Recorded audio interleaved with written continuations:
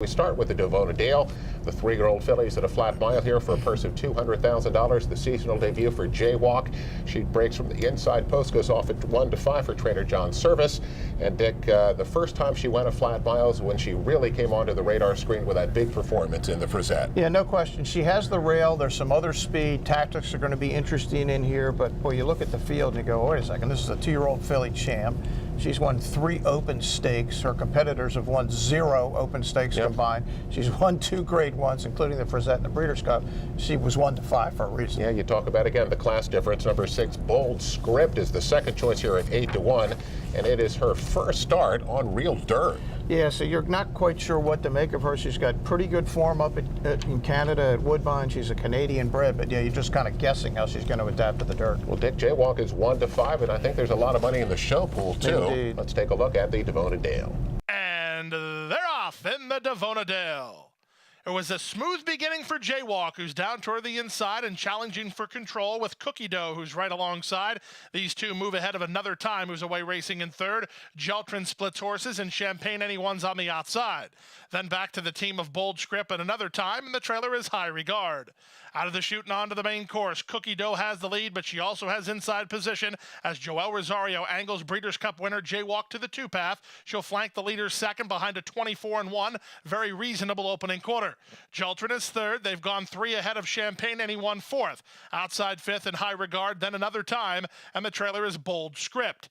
They make their way to the half-mile point, and it's the Sire Stakes champion Cookie Dough in front of the Breeders' Cup champion Jaywalk, who races from second. Jeltrin a 3-wide third behind a 47-2 half-mile.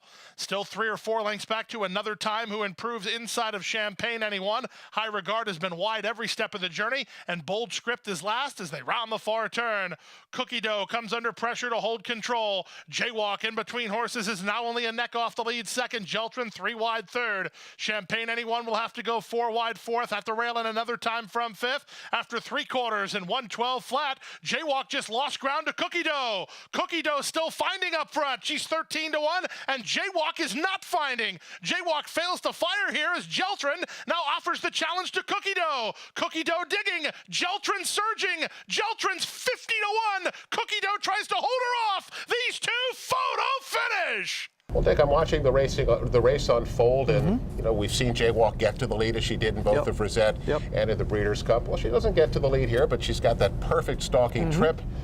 And when it was time to go, she didn't go. And here comes this 50-1 shot. Jeltrin at 51-1 comes on to win it by a head and pays $105 to win. And Jaywalk finishes off the board, so we got some big show prices. I think this was a real head scratcher for a really good horse. Yeah, I didn't see this coming, and I talked to John Service the next day and wrote about it for Let'sGoRacingParks.com. He didn't see it coming. He didn't think she was 100%. Right. Said maybe she'd be a little short, but not like that. He was really surprised, and he said, well, the only thing I can think of is that maybe she's at her best when she's loose on the lead, as she was in the Frizette and in the Breeders' Cup. He basically told Joel, look, if somebody else makes the lead, fine, because at some point you're going to need to try that strategy anyway. He also told her, look, if there's a problem, she's not really feeling that great, you don't have to do anything. Ease up on her a little bit. But yeah, it was a bit of a mystery, and John did say, look, the next time she runs, and these fractions weren't very fast. Obviously, she could have been in front. Had they chosen to put her there, she'll be in front the next time. Probably the Ashland, maybe the Gulfstream Park Oaks, not for sure yet. Was he happy about it, John? No. Was he totally discouraged? No. And I will give you a horse we're about to see in a few minutes in the Fountain of Youth. Sometimes horses don't run their best first time off a 4-month layoff.